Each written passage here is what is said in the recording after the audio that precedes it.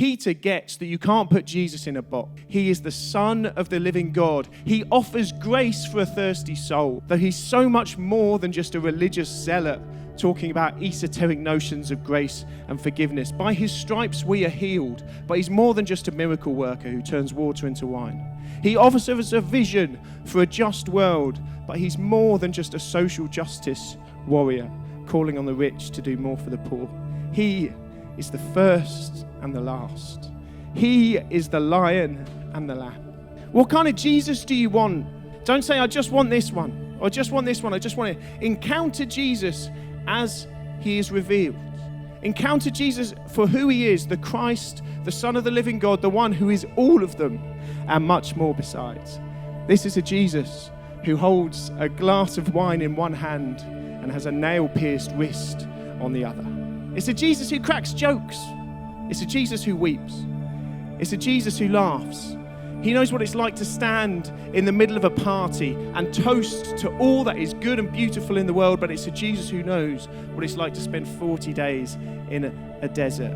It's a Jesus who knows what it's like to be abandoned by his family and had his back turned on by his friends. It's a Jesus who can look you in the eye this morning and say, I know what that feels like. A Jesus who says, let the children come to me and do not stop them. A Jesus who says your sins are forgiven. A Jesus who declares a kingdom of righteousness and peace and hope for the oppressed. A Jesus who touches the people that no one else will touch.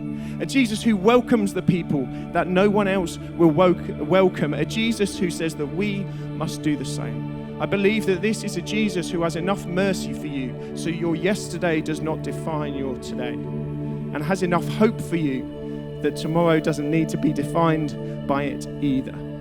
This is a Jesus who gives you more questions than answers, not easily defined and less easily ignored. A king who washes feet.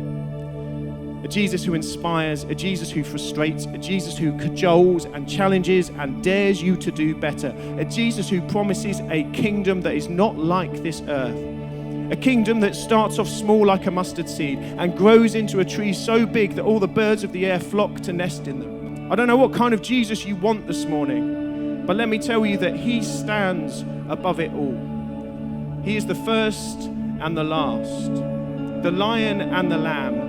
And on this Jesus, on this rock, on this truth, you can build something good. The question then is the same as the question today. But who do you say I am?